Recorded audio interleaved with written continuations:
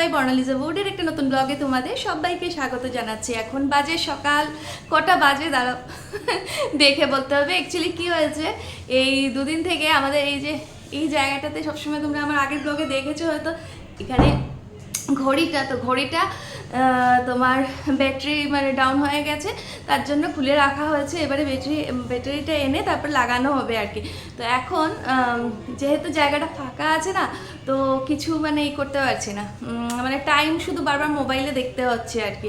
আর এখানেই যেহেতু বেশিরভাগ টাইমটা তো এখানেই স্পেন্ড হয়, কিচেনের দিকে আছে এসে, তো একটু অসুবিধা হয়ে যাচ্ছে আর কি। আর এখন রীতা এসছে, ও সবজি টবজি কেটে দিচ্ছে। তো আজকে সারাদিন কী করছি কি না সব কিছু তোমাদের সাথে শেয়ার করে নেব। আজকে একটা সুন্দর একটা রেসিপি তোমাদের সাথে শেয়ার করব। তো আমার পুরো ব্লগটা দেখতে থাকো, আশা করছি তোমাদের খুব ভালো লাগবে। আজকে অনেক দিন পর তোমাদের সামনে এসে আমি কথা বলছি। আসলে সামনে আসা হয় না, সকালবেলা সবারই থাকে একটা হুলুস্থুলু, একটু তো থাকে ওইসব। তো ওই জন্য আর সকালবেলা এসে কথাটা তো হয় না। তো ঘরে সবারই ব্রেকফাস্ট হয়ে গেছে, অবশ্য আমার এখনও ব্রেকফাস্ট হয়নি, কারণ কালকে রাতে আমার একটু হেভি খাওয়া হয়ে গেছিলো। তো এখন আর ভালো লাগছে না, মনে হচ্ছে একটু হালকা ফুলকা কিছু একটা খেয়ে নেবো আর কি। তো হালকা ফুলকা বলতে কি, তো ভাবছি যে একটু ছাতু খেয়ে নেবো, এখন ঠান্ডা ঠান্ডা যা করার করবো আর কি। তো ঠিক আছে, তাহলে পুরো ব্লগটা দেখতে থাকো, আশা করছি তোমাদের খুব ভালো লাগবে। একটু বেলকনিতে চলে আসলাম গাছগুলোকে দেখতে। দেখো এখনও কেমন একটা নেতানো রয়ে গেছে না, কেন জানি না, নতুন টাবে ট্রান্সফার করার পর থেকে ওদের তাজা ভাবটা আর ফিরে আসছে না, কিছু বুঝতে পারছি না। তোমরা একটু বলো তো, একটু কিছু আমাকে একটু সাজেশন দিও তো কী করলে হবে। আমি অবশ্য টেক কেয়ার করি না, শাশুমাই করছেন, কিন্তু তাও আর কি। আর এদিকে দেখো তোমার পাশের বিল্ডিংয়ের কারি পাতা গাছটা, এক একটা সময় হয় যখন পুরো গাছের পাতা ঝরে যায়, আর এখন দেখো একদম সবুজ পাতায় ভর্তি। প্ল্যানটা একটু চেঞ্জ করে নিলাম। প্রথমে ভেবেছিলাম যে একটু ছাতু খেয়ে নেব, তারপর ভাবলাম যে ঘরে কলা দুটো রয়েছে, তো ওগুলো গরমে না নষ্ট হয়ে যায় তাড়াতাড়ি। তো ভাবছি যে একটুখানি মিল্কশেকের মতো বানিয়ে নেব, একটু ওটস দিয়ে, আর বানিয়ে ফ্রিজে রেখে দেবো। তো 11:30 12টা যখন বাজবে তখন একটু খিদে পাবে, তো তখন ওটা ঠান্ডা একদম বের করে খাবো। আর শাশুমা, রিপন, রীতা ওদের জন্য একটু ব্রেড আর এগ ভুর্জি বানিয়ে নিয়েছিলাম, তো ওটাই ওদেরকে ব্রেকফাস্টে দিয়ে দিয়েছি। এবারে আমি এই কলাটা দিয়ে একদম বেনানা ওটস শেক বানিয়ে নিচ্ছি, ঠিক আছে। আর একটু ড্রাই ফ্রুটস ইউজ করে নেবো আর কি। একটু ড্রাই ফ্রুটসগুলো দিলে এমনিতে কলার একটা মিষ্টিটা তো চিনি ফিনি কিছুই ইউজ করছি না, তো একটু কলার মিষ্টি, আর এদিকে তোমার ড্রাই ফ্রুটসগুলো যখন মুখে পড়বে বেশ ভালোই লাগবে। তো ওগুলোকে লিডটা লাগিয়ে আমি ফ্রিজে রেখে দেবো। আর তারপর দেখো এখানে রীতা পটলগুলো কেটে নিচ্ছে। রীতা, পটলগুলো ভালো ভালো আছে না? সুন্দর করে কাটটা দে। দেখো পটলগুলো কীরকমভাবে কাটছে। আজকে আমি একটা ইউনিক রেসিপি তৈরি করে নেব। ইউনিক তার জন্যই বলছি যে সবসময় পোস্ত পটল, না হলে সর্ষে পটল চিংড়ি, পটলের ঝোল, এসব তো খাওয়া হয়েই থাকে। তো আজকে একটু ডিফারেন্টভাবে করছি, আর একদম কম মশলা দিয়ে করছি। আমার রান্নাগুলো একটু মশলা কম দিয়েই করি। তো এই রেসিপিটার মেইন ইনগ্রিডিয়েন্ট সেটা হচ্ছে এই যে দেখতে পাচ্ছ বিচিগুলো, এটা হচ্ছে পাম্পকিন সিড, মিষ্টি কুমড়োর বিচি। তো এটা দিয়ে আজকে আমার রেসিপিটা তৈরি হয়ে যাবে। এগুলো কিন্তু আমি কিনে আনিনি, এগুলো ঘরেরই। তো কীভাবে এগুলোকে ঠিকঠাক করা হয়েছে, কীভাবে এগুলোর খোসা ছাড়ানো, সব কিছু তোমাদেরকে দেখাচ্ছি। এদিকে দেখো পটলটা কাটা তো হয়ে গেছে দেখতেই পেলে, আর বিচিগুলোকে একটু ভিজিয়ে রেখে দিয়েছি, একটুক্ষণ ভিজিয়ে রাখলে ভালো।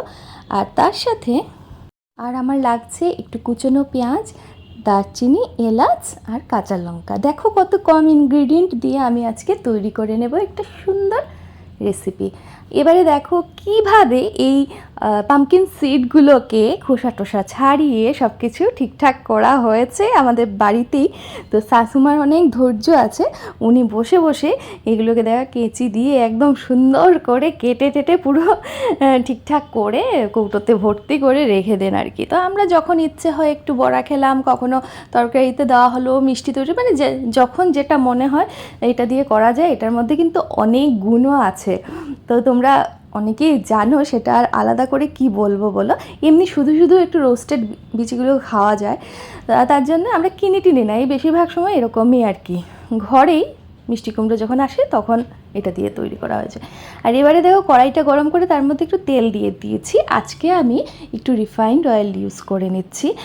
আর পটলটাকে এবারে দিয়ে একটু নুন দিয়ে দেবো উপর থেকে। এটাতে তো আমি খুব একটা বেশি মশলা কিছুই, খুব একটা কি, আমি কোনো মশলাই ইউজ করছি না। আর এদিকে দেখো পটলগুলো ভাজা হয়ে গেছে, আর মিষ্টি কুমড়ো বিচিগুলোকেও আমি মিক্সিতে ভালোভাবে পেস্ট করে নিয়েছি। যখন দেখবে যে পেস্টটা হচ্ছে না, তখন একটু একটু করে জল দিতে হবে। একটু জল দিলে সুন্দরভাবে এটা পুরো একদম মনে হবে কাজু বাদাম বাটা বা চারমগজ বাটলে যেমন হয় তেমনই হয়ে যাবে। তেলটা গরম হওয়ার পর তার মধ্যে দারচিনি এলাচ ফোড়ন দিয়ে সঙ্গে একটু কাঁচা লঙ্কাও দিয়ে দিয়েছি। কাঁচা লঙ্কার ফ্লেভারটা বেশ ভালো আসে। আর এবারে পেঁয়াজগুলোকে দিয়ে ভালোভাবে একটুখানি ভাজতে হবে। আর যারা পেঁয়াজ খান না, মানে পুরো নিরামিষভাবে বানাতে চান, তো পেঁয়াজটা স্কিপ করতে পারেন। আমি পেঁয়াজও দেবো আর একটু কোয়া রসুনও দিয়ে দিয়েছি এটার মধ্যে, ঠিক আছে। এবারে পটলগুলো দেখো, পটলগুলো দিয়ে দিলাম। পটলটা দিয়ে কিছুক্ষণ নাড়াচাড়া করার পর এবারে বেটে রাখা যে পাম্পকিন সিডগুলো ছিল ওগুলো ঢেলে দেব। আশা করছি বন্ধুরা আমার আজকের এই ব্লগটা তোমাদের ভালো লেগে থাকবে। যদি ভালো লেগে থাকে প্লিজ একটা লাইক করে দিও। আর সুন্দর সুন্দর কমেন্টসের অপেক্ষায় তো আমি আছি। আর যারা তোমরা নতুন বন্ধু আছো আমার চ্যানেলটিকে সাবস্ক্রাইব করে পাশে থেকো। আজকে এই রেসিপিটা তোমাদের সাথে শেয়ার করতে পেরে আমার খুব ভালো লাগছে। কেন বলো তো, এখন এত গরম না, সত্যি কথা বলতে গেলে খুব মশলা টশলা দিয়ে রান্না আর বেশিক্ষণ রান্নাঘরে থাকাটা আমার মানে একদম পছন্দ না। আর প্রত্যেক ব্লগেই এটা বলেই থাকবি আর কি, এখন যে অবস্থা চলছে।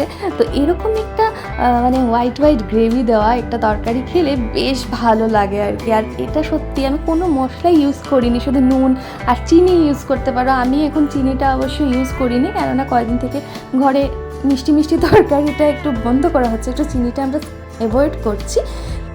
আমার রান্নাটা পুরো কমপ্লিট হয়ে গেছে। তোমরা অবশ্যই বানিয়ে খেও আর আমাকে জানিও। চলো তাহলে আজকের জন্য টাটা। নেক্সট ব্লগে আবারও সবার সাথে দেখা হচ্ছে। সবাই ততক্ষণে খুব ভালো থেকো, সুস্থ থেকো, সাবধানে থেকো।